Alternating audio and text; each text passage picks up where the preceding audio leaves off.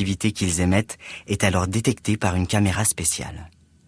À Tours, l'unité INSERM 619 du professeur Guilletot est spécialisée dans la préparation et l'étude des radiotraceurs pour la TEP. Alors c'est des techniques assez compliquées. Premièrement, il faut choisir la molécule, savoir ce que l'on veut visualiser à l'intérieur de l'organisme. Une fois qu'on a choisi la molécule, il faudra, à l'aide des méthodes de chimie, incorporer un atome radioactif et ensuite vérifier que l'ensemble molécule plus atome radioactif a conservé les bonnes propriétés pour aller se fixer dans tel endroit, dans un endroit bien précis du cerveau ou d'un autre organe. La préparation, la mise au point est très longue, ça peut prendre plusieurs années, 3, 4, 5 ans. En revanche, une fois qu'on a décrit le processus, il faut travailler rapidement puisque les isotopes ont des durées de vie très courtes, 110 minutes par exemple pour le fluor 18, donc il faut impérativement travailler sur des laps de temps très courts. Mais en revanche, la période de préparation, de mise au point est très longue. À cause du temps que met le traceur à atteindre le cerveau, la TEP n'est pas adaptée pour suivre en temps réel des processus cérébraux très rapides. Par contre, elle est très utile en clinique pour le diagnostic de nombreuses maladies. Cette technique est d'ailleurs déjà utilisée en routine pour la mise en évidence de tumeurs chez les patients. De nombreuses autres applications sont en cours de développement, notamment dans le domaine du diagnostic de certaines maladies neurodégénératives, mais aussi dans l'utilisation de la TEP pour suivre l'efficacité chez l'homme de traitements médicamenteux. Alors la TEP devrait pouvoir apporter des informations intéressantes pour le diagnostic précoce de maladie d'Alzheimer, car dans cette maladie, on sait qu'il y a des dépôts de substances qu'on appelle les plaques amyloïdes, et grâce au traceur marqué au fluor 18, on doit être capable de visualiser ces dépôts à un stade très précoce de la maladie. Donc avant que la maladie donne des signes cliniques très clairs, on doit pouvoir obtenir des signes positifs en scintigraphie. Dans le domaine du cerveau, diagnostic précoce, c'est bien évident, ça sera utilisé, commence à être utilisé, ça sera de plus en plus utilisé. Et puis ensuite, suivi de traitement. Mesurer l'efficacité, essayer d'avoir des critères objectifs de l'efficacité des traitements, sans être obligé d'attendre 3, 4, 5, 1 an, 3, 4, 5 mois, 1 an, avant de savoir si le médicament est efficace. En visualisant la cible moléculaire, en mesurant cette cible moléculaire, on doit pouvoir objectiver le médicament. Et donc changer de traitement si ce n'est pas efficace. Mais la TEP peut aussi aider à suivre l'efficacité de traitements non médicamenteux. C'est le cas à Toulouse, au sein de l'unité INSERM 455, qui étudie la dyslexie, une pathologie qui touche des centaines de milliers d'enfants en France. La dyslexie est un trouble de l'apprentissage du langage écrit, qui survient au cours de la phase où les enfants doivent mettre en correspondance les mots qu'ils voient écrits sur les livres ou les cahiers et ce qu'ils doivent prononcer et comprendre. Les enfants dyslexiques ont ainsi beaucoup plus de mal à apprendre à lire et à écrire que les autres, et ce trouble peut se maintenir jusqu'à l'âge adulte. En utilisant un radiotraceur conçu pour étudier les variations du débit sanguin dans le cerveau, les chercheurs de l'INSERM ont pu comparer les zones qui s'activent lors du langage chez des patients dyslexiques ou non.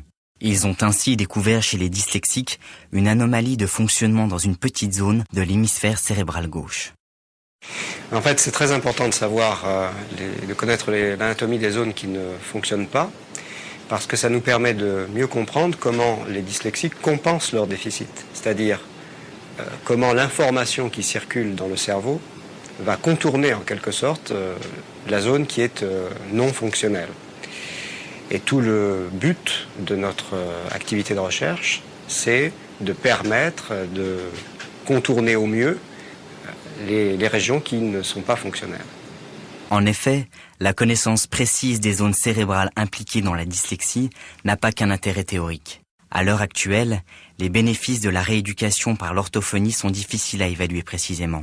Grâce à la TEP, il va devenir possible de suivre au niveau cérébral les modifications induites par la rééducation orthophonique. Donc, les principaux projets de recherche consistent à étudier les conséquences de la thérapeutique, de la rééducation intensive que nous proposons aux personnes dyslexiques, de manière à comparer, en enregistrant l'activité cérébrale avant la période de rééducation intensive, puis après, de comparer donc l'activité cérébrale, qu'est-ce qui a changé dans le cerveau, qu'est-ce que la rééducation fait bouger dans le cerveau. Est-ce que le fait que l'activité cérébrale ait bougé à la suite d'une rééducation est corrélé avec une meilleure performance? Et si c'est le cas, eh bien, il faut évidemment continuer dans le sens de cette rééducation-là. Si ce n'est pas le cas, il faut probablement changer de stratégie rééducative.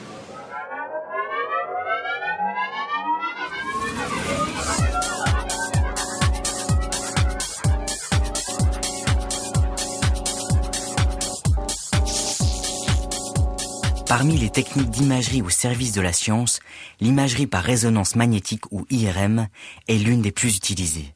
Lors de cet examen, le patient entre dans un scanner équipé d'aimants très puissants.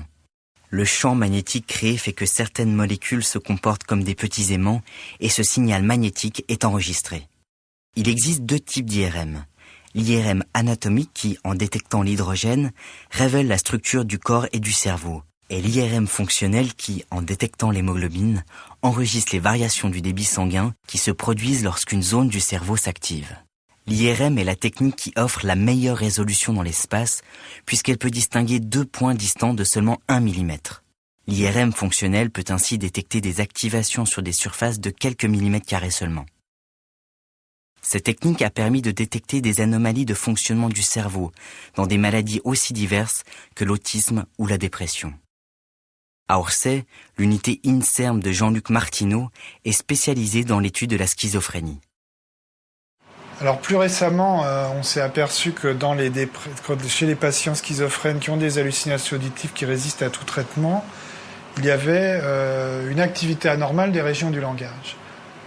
À partir du moment où dans une maladie mentale on met en évidence un dysfonctionnement localisé, la tentation c'est d'essayer d'aller modifier l'activité de cette région pour essayer de modifier le symptôme. Donc on a utilisé une méthode qui s'appelle la stimulation magnétique transcrânienne, qui produit un champ magnétique très focalisé, très, très petit, qui permet de stimuler de façon totalement non invasive une toute petite